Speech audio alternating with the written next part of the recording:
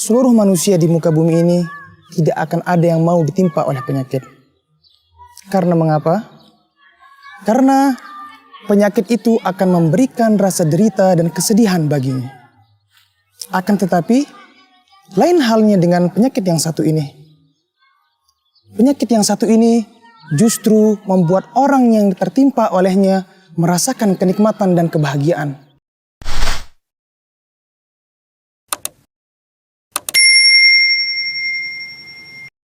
Alhamdulillahi Rabbil Alamin. Wassalatu wassalamu ala ashrafil anbiya'i wal mursalin. Nabiyyina Muhammadin wa ala alihi wa sahbihi ajma'in. Ma'asyiral muslimin yang dirahmati oleh Allah subhanahu wa ta'ala. Tentu saja seluruh manusia di muka bumi ini tidak akan ada yang mau ditimpa oleh penyakit. Karena mengapa? Karena penyakit itu akan memberikan rasa derita dan kesedihan baginya. Akan tetapi, lain halnya dengan penyakit yang satu ini.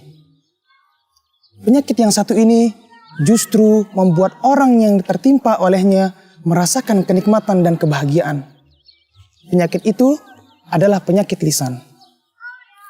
Padahal, kaum muslimin yang dirahmati oleh Allah, lisan ini telah diciptakan oleh Allah subhanahu wa ta'ala sebagai salah satu panca indera kita yang memiliki banyak fungsi. Dan Allah subhanahu wa ta'ala menciptakannya agar kita gunakan dalam rangka beribadah kepada Allah subhanahu wa ta'ala. Allah subhanahu wa ta'ala berfirman, Alam naj'al lahu ainain wa lisanan wa syafatain. Bukankah telah kami jadikan baginya dua buah mata, lisan dan dua buah bibir?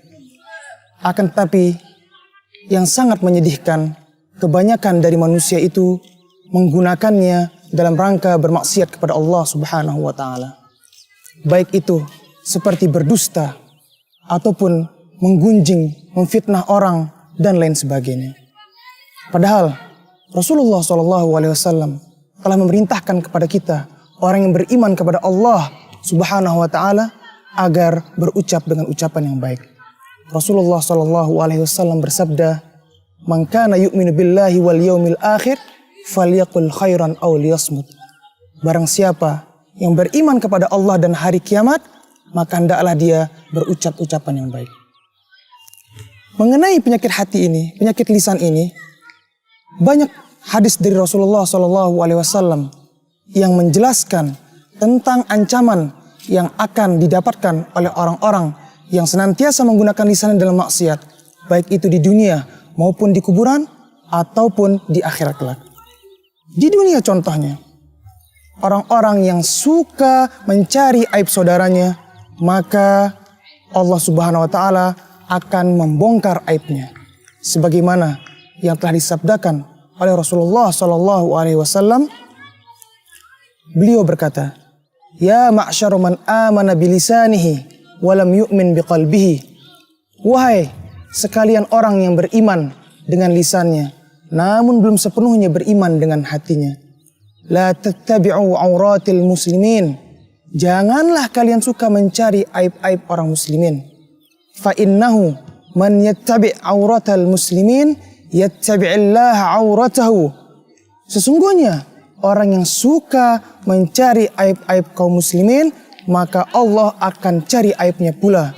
Wa man yattabi'illah auratahu yafdahu wa in kana fi baitih. Barang siapa yang Allah sudah cari aibnya, maka akan Allah bongkar aibnya tersebut walaupun dia senantiasa berdiam di rumahnya. Mungkin sebagian dari kita ada yang beranggapan, kalau saya diam di rumah, tidak mungkin orang mengetahui keburukan saya. Tapi jangan salah, ini adalah Allah subhanahu wa ta'ala. Allahu ala kulli syai'in qadir. Allah maha mampu atas segala hal. Maka jikalau kau suka mencari aib saudaramu, walaupun engkau diam di rumah, maka Allah akan membongkar aibmu. Kemudian tidak hanya sampai di situ saja. Di alam kubur misalnya, orang-orang yang suka mengadu domba ketika hidupnya, maka dia akan diberi siksa dalam kuburnya. Sebagaimana ketika Rasulullah SAW sedang berjalan melewati dua buah kuburan, Rasulullah berkata, wa innahuma la yu'adzabani. Sungguhnya dua orang di kuburan itu sedang disiksa. Wa ma yu'adzabani fi kabir. Mereka tidaklah disiksa karena sebab dosa besar mereka.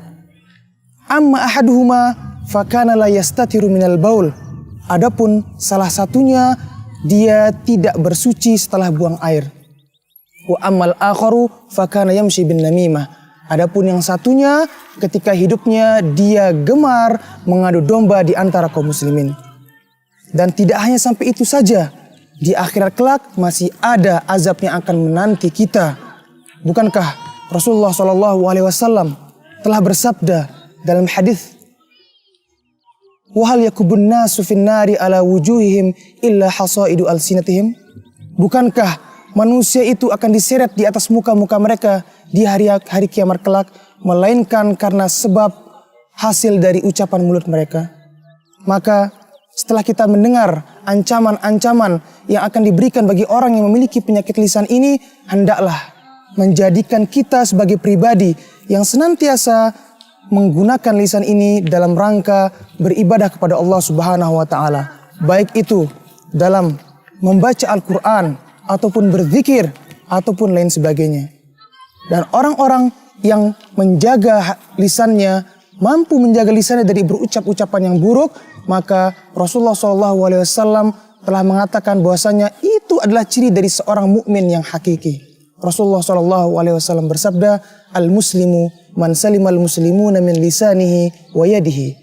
Muslim yang hakiki adalah yang saudara muslimnya itu selamat dari kejahatan lisan dan tangannya. Begitu pula apabila kita mampu menjaga lisan ini, maka Rasulullah SAW telah menjamin bagi orang-orang yang menjaga lisannya akan dijamin surga bagi mereka. Rasulullah SAW bersabda, "Man yadman li ma baina lihyaihi wa ma baina rijlaihi adman lahul jannah." Barang siapa yang menjamin dia mampu menjaga lisannya dan kemaluannya, maka aku akan menjamin baginya surga. Aqulu qawli hadza wa sallallahu ala nabiyyina Muhammad wa ala alihi wa sahbihi wa sallam.